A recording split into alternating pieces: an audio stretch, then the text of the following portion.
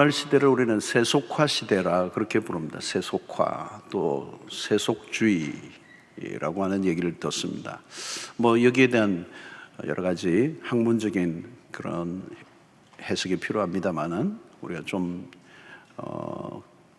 종교적으로 좀 살펴보면 종교적 영향력이 현저히 축소된 시대라고 볼 수가 있습니다. 그래서 세속화 시대다. 교회가 세상에 영향을 주기보다 세상으로부터 교회가 더 영향을 받을 수도 있는 환경에 세속화된 것이죠. 세상이 종교에 대해서 별로 기대감을 가지지 않는, 그건 기독교만이 아니고 모든 종교, 그래서 이 시대를 우리는 탈종교화 시대라고 얘기하죠.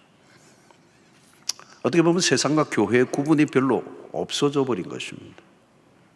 다르게 표현하면 믿는 사람이나 믿지 않는 사람이 별반 다를 바 없다. 이게 세상 사람들이 예수를 믿는 사람들을 향하여 바라보는 관점입니다. 너네나 나나 별로 다를 바 없다.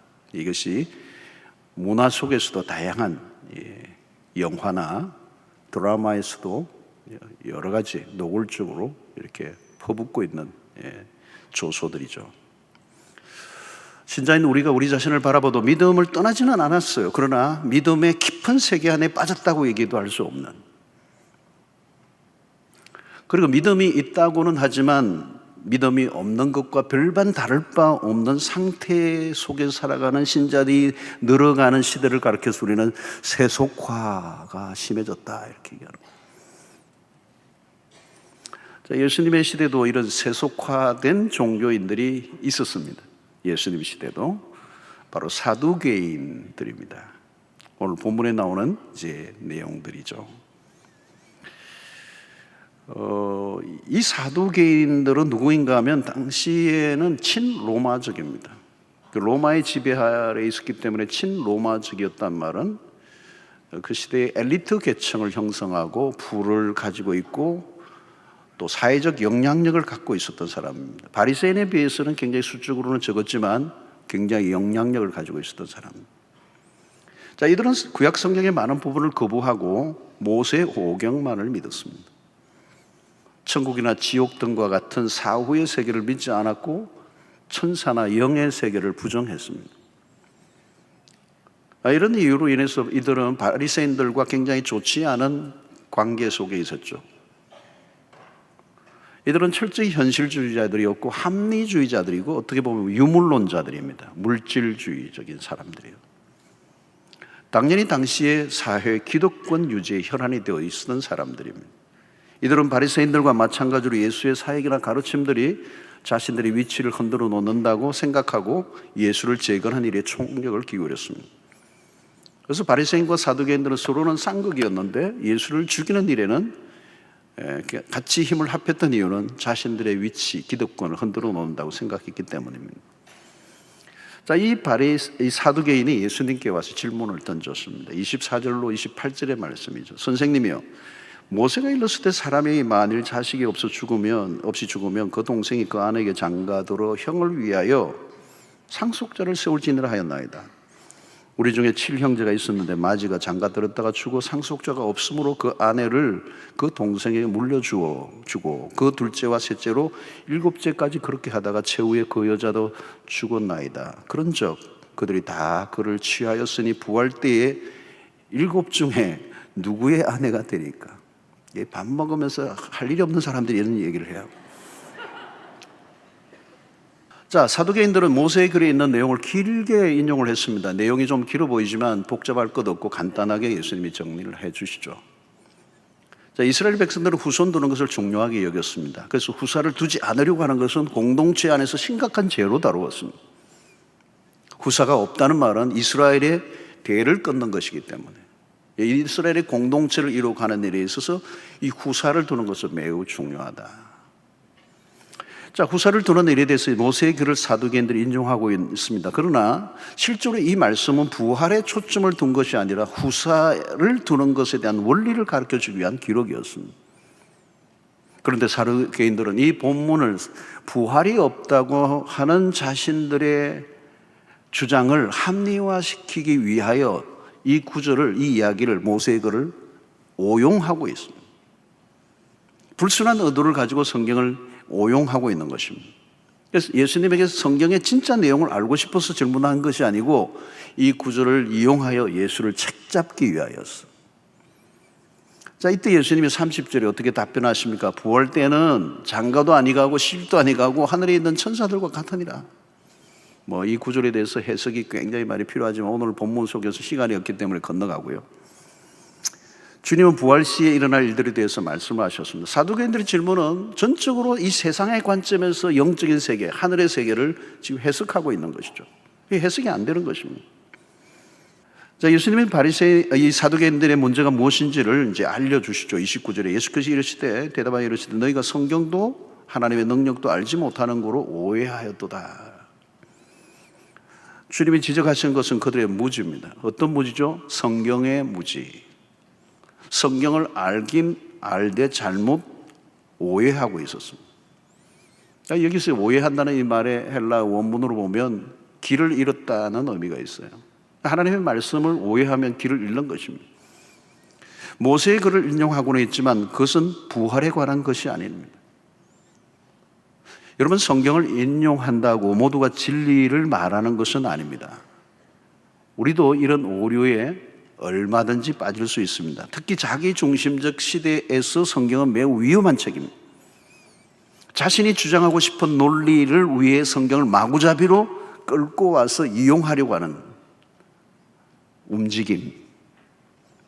우리는 내가 하고 싶은 것을 하고 난 다음에 성경 구절을 하나하나 자기가 원하는 대로 인용해서 이게 하나님의 뜻이라고 얘기하는 사람들이 있습니다.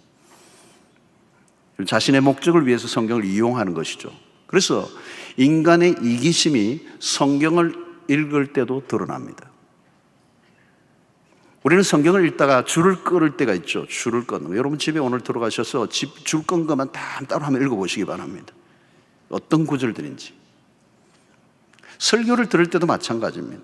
듣고 싶은 것만 들으려고 하는 경향이 우리 안에 있어요. 여러분, 우리가 성경에 줄을 끊는 동안에는 성경이 말하고자 하는 것을 진정으로 이해할 수 없을지도 모릅니다. 여러분, 마귀도 성경을 사용할 줄 알아요. 아담과 하와에게도 하나님의 말씀을 가지고 와서 시험을 했습니다. 예수님에게 시험을 걸 때도 마귀는 성경을 들먹였습니다.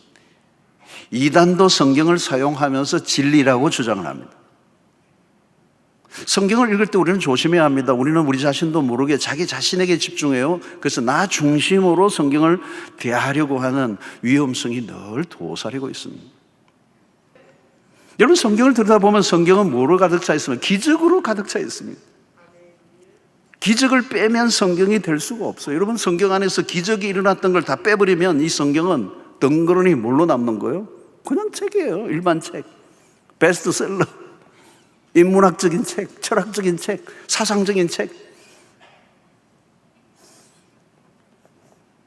여러분, 하나님의 능력으로 행하신 일들이 얼마나 많습니까? 오늘 찬양의 첫 번째, 사도의 신경 첫 번째 뭐죠? 전능하사 천지를 만드신 하나님을 내가 믿는다는 거죠. 창세기 1장 1절이잖아요. 태초에 하나님이 천지를 창조하시니라. 이 바라의 하나님. 기독교는 초자연적인 종교예요. 슈퍼내추럴, 초자연적인. 여러분, 출애굽 시에 홍해가 갈라지는 기적을 부정하는 사람들이 많아요. 신학자들 가운데도 있습니다. 어떻게 그게 가능하냐? 썰물 시간에 이렇게 도드라져가지고 그렇게 했지. 진도에도 모세 기적이 있다는 거. 오병이의 기적을 부인하는 신학자들이 있습니다. 그게 불가능하다는 거죠. 어린 소년이 그냥 도시락을 꺼내놓으니까 어른들이 미안해가지고 긁으면서 내 것도 내어놓고 이러니까 다 나중에 먹게 되니까 그렇게 됐다는 거예요. 그러나 여러분, 믿음은 이성의 한계에 갇혀 살던 우리를 이성의 세계 바깥으로 이끌어냅니다. 믿음의 세계는 우리가 경험한 세계를 훨씬 더 뛰어넘는 것이죠. 눈에 보이는 게 전부가 아니라는 것입니다. 여러분, 기적을 믿습니까? 그런데 여러분, 기적보다 더 중요한 질문은 뭘까요? 하나님을 믿느냐는 겁니다. 하나님을 믿으면 기적은 아무것도 아니죠. 천지 창조를 믿는다면 다른 기적은 아무것도 아니에요, 여러분. 예수님이 제자들에게 마가복음 9장 23절에 예수께서 이르시되 할 수 있거든이 무슨 말이냐? 믿는 자에게는 능히 하지 못할 일이 없느니라 하시니. 문제는 우리 신자들, 우리 자신들입니다. 신앙생활 하다 보면 나도 모르게 믿음이 자꾸 작아지는 거예요.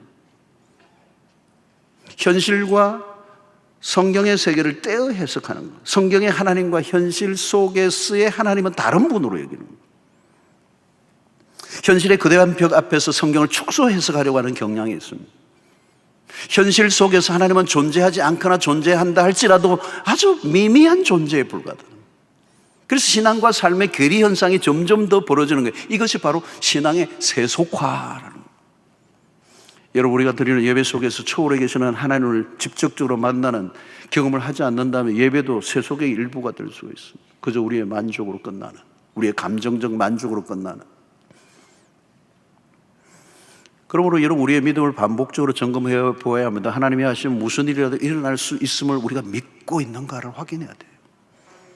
여호와께 능치 못할 일이 없음을 날마다 입으로 시인하고 선포하는 믿음이 필요한 것입니다. 여러분, 지금 다루고 있는 주제는 부활이에요. 부활은 기적 중의 기적입니다. 성경에 나오는 위대한 역사들이 오늘 또 일어날 수 있음을 우리가 믿고 고백하는 것이죠. 성경의 역사들을 과거형으로만 돌리지 말고 그것이 역사 속의 사실이었다면 오늘 우리 가운데 현재적으로 경험되어질 수 있는 것이다. 지금도 필요하다면 하나님은 무슨 일이든 하실 수 있는 분이십니다. 이 믿음이 회복되기를 축원합니다. 여러분, 아프면 여러분 병원 가셔야 돼요. 그러나 여러분 병원 가시기 전에 기도 먼저 하세요. 하나님에게는 암이나 감기나 똑같아요. 그리고 내가 살아야 할 이유를 분명히 하나님 앞에 묻는 것이죠. 단순히 치유의 기적이 중요한 게 아니라 이 일을 통하여 하나님의 영광이 나타나는 분명한 목적을 가지고 하나님 앞에서 승부를 걸고 기도한다면 오늘 또 우리의 삶 속에 하나님의 살아계심을 얼마든지 경험할 수 있을 줄로 믿습니다. 32절에 보니까 나는 아브라함의 하나님이요 이삭의 하나님이요 야곱의 하나님이로라 하신 것을 읽어보지 못하였느냐? 하나님은 죽은 자의 하나님이 아니요 살아있는 자의 하나님이시니라 하시니. 이 32절 너무 멋있는 구절이에요. 사도계인들에게는 아브라함이나 이삭이나 야곱은 이미 죽은 사람이에요. 죽은 이스라엘의 족장에 불과해요. 존경받는 족장에 불과해요. 그러나 주님은 죽은 자의 하나님이 아니시라고 말씀해요. 하나님은 살아있는 자들의 하나님이시다. 하나님 앞에서 아브라함이나 이삭이나 야곱은 죽은 자가 아니라 살아있는 자들이다. 여러분, 주님에게 나타났던 부활의 권능이 오늘 우리에게도 나타날 수 있습니다. 부활은 미래에만 일어나는 일로 보면 안 됩니다. 지금이에요. 부활의 일상. 부활의 눈이 열리면 부활은 우리의 신앙을 절정으로 이끌어가는 거예요. 이 부활 신앙은 놀라운 것입니다. 사도계인들은 사변적이었어요. 머리로만 이해하려고 했습니다. 32절에 강조하고 있는 것은 뭡니까? 하나님에 대한 시제예요. 아브라함의 하나님이었고 이삭의 하나님이었고 야곱의 하나님이었다고 말씀하지 않고 나는 아브라함의 하나님이요 I am God of Abraham. I am I was가 아니에요. 출애굽기 3장에 모세에게 나타나셨던 하나님의 현재의 영으로 당신을 소개합니다. 타는 가시떨기 나무에서 I am that I am. 나는 나다. 나는 언제나 어느 곳에나 나는 그곳에 있다. 나는 언제나 나로 존재한다. 변하지 않는다. 쇠퇴하거나 소멸되지 않는다. 언제나 활활 타오르는 불처럼 라이브한 존재라는 거예요. 지금도 마찬가지입니다. 우리와 관계를 맺고 있는 하나님은 현재형입니다. 과거라는 시간에 갇힌 하나님이 아닙니다. 박제된 하나님이 아니요 추억의 액자에 무표정한 얼굴로 덩그러니 서 계신 하나님이 아니십니다. 그분은 언제나 현재요. 하나님에게는 현재, 과거, 미래라고 하는 시간의 개념도 없습니다. 시공의 한계에 갇혀 계시는 하나님이 아니십니다. 우리는 매 순간 매주일 예배를 드리지만 하나님을 만나는 감격이 달라요. 왜 그렇습니까? 하나님은 각 다르게 그 순간마다 우리의 상황마다 다르게 다가오시는 분이시기 때문에 그래요. 우리가 위로가 필요할 때는 위로의 하나님으로, 용기가 필요할 때는 용기로, 우리의 삶의 필요가 채워져야 할 때 공급자로, 위험한 순간에 보호자로, 외롭고 힘들 때는 우리의 동행자로 다가오시는 하나님. 그분은 추상적인 하나님이 아닙니다. 주님은 사두개인들이 인정하고 있는 모세의 오경을 가지고 그들에게 다시 한번 확인시켜 주죠. 하나님의 편에서 나는 지금 여기 살아있는 하나님, 너와 함께 하고 있다는 것입니다. 지금이라는 시간 속에 찾아오신 하나님과 일상을 살아가는 것이 신자의 삶이에요. 신앙이란 살아계신 하나님과 지금이라는 시간을 함께 보내는 것을 의미하는 것입니다. 부활신앙이란 오늘 우리와 함께 하시는 하나님과 교제를 누리는 것을 의미하는 것이죠. 우리 안에 계시는 분은 죽은 예수가 아니요 부활 예수입니다. 우리는 부활하신 주와 교제를 나누고 있습니다. 부활을 지루하게 더 오래 산다는 개념으로 이해해서는 안 됩니다. 부활은 미래가 지금 시작되었다는 의미예요. 하나님의 나라는 이미 시작되었습니다. 그 나라는 더 가까이 다가오고 있습니다. 지금 우리의 삶에 닥치는 그 어떤 것도 우리를 주눅들게 할 수 없는 것은 하나님이 지금 여기에서 통치하고 계시고 우리의 삶은 그분 아래에 있기 때문에 우리가 당하는 고난도 부활의 주님의 통치 아래에 있습니다. 부활의 주는 심지어 죽음마저도 다스리십니다. 자, 우리는 코로나19를 지나면서 죽음을 생각보다 더 많이 경험하고 목격하고 있습니다. 600만 명 이상이 죽었습니다. 아니, 우리 주변에 가까운 분들이 죽음을 코로나 이후에 많이 목격하고 저도 많이 목격했어요. 어제도 코로나로 돌아가신 한 분을 가족을 위로하고 돌아왔어요. 죽음은 우리의 일상 속에 깊이 들어와 있습니다. 우리는 전 국가적으로 많은 젊은이들이 한순간에 생명을 그렇게 잃은 것으로 인하여 안타까워하고 그들을 위로하고 애도하고 있습니다. 죽음은 우리의 일상 속에 매우 깊이 들어와 있어요. 죽음의 힘은 세요. 언제든지 우리의 삶의 한가운데로 밀고 들어올 수 있는 것이 죽음의 위력입니다. 세상은 그 누구도 죽음의 권세를 이기지 못합니다. 우리 모두는 예외 없이 언젠가 죽음 앞에 마주하게 됩니다. 그러나 그리스도인들에게 죽음은 다릅니다. 왜? 죽음마저도 그리스도와의 관계 안에서 일어나기 때문에. 하나님은 누구이십니까? 무에서 유를 창조하시는 분이시고 죽음에서 생명으로 인도하시는 분이십니다. 우리는 죽음의 권세에 제한받지 않으시고 모든 걸 통치하시는 주님 안에서 그 아는 삶을 살고 있는 것입니다. 성도 여러분, 부활은 기적 중의 기적이에요. 여러분, 다른 기적은 부활에 비하면 기적 축에도 들지 못해요. 여러분, 아픈 사람이 나은 게 기적입니까? 죽었던 자가 살아나는 게 기적입니까? 죽었던 자가 그냥 살아나는 게 아니에요. 영원히 주님과 함께 사는 그게 부활이에요.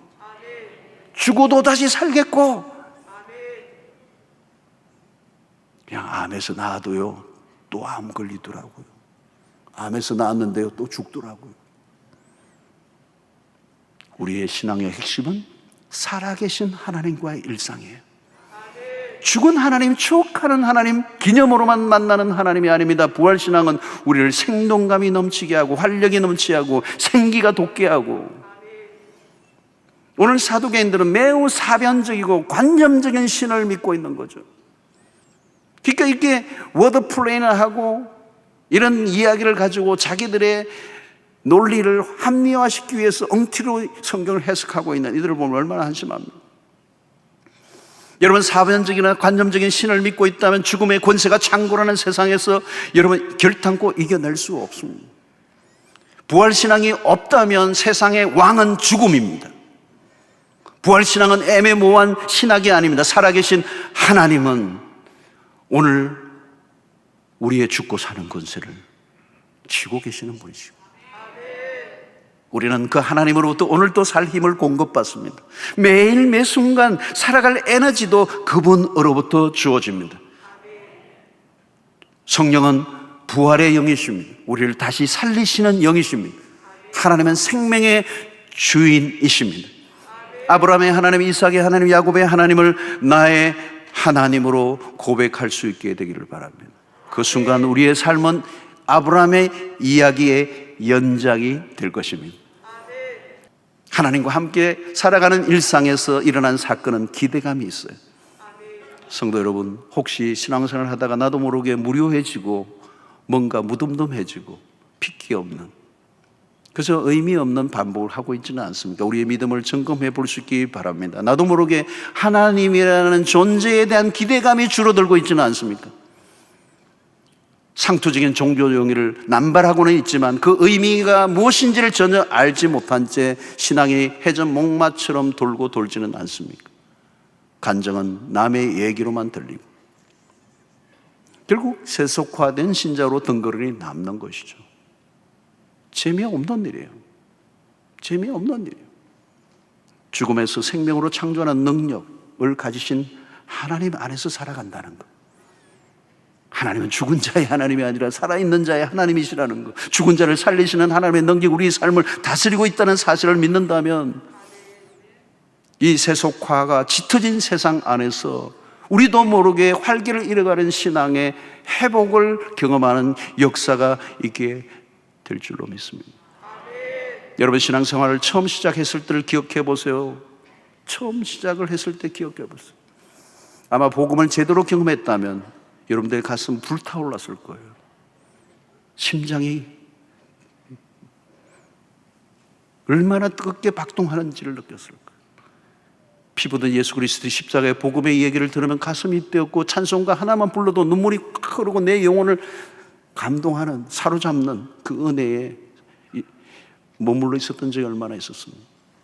그러나 여러분, 한때의 신앙으로 돌아 만족하지 말고 우리는 다시 한번 영적인 회복을 통하여 오늘 지금 살아계시는 하나님, 부활의 주와 함께 살아가는 여러분들 되시기를 축원합니다.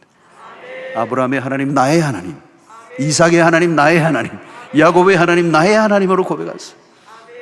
여러분, 야곱이 형 에서의 위협을 피해 도망을 치는 가운데 돌베개를 베고 외롭게 홀로 두려움 가운데 잠을 자고 있는데 하나님이 나타나셨어요.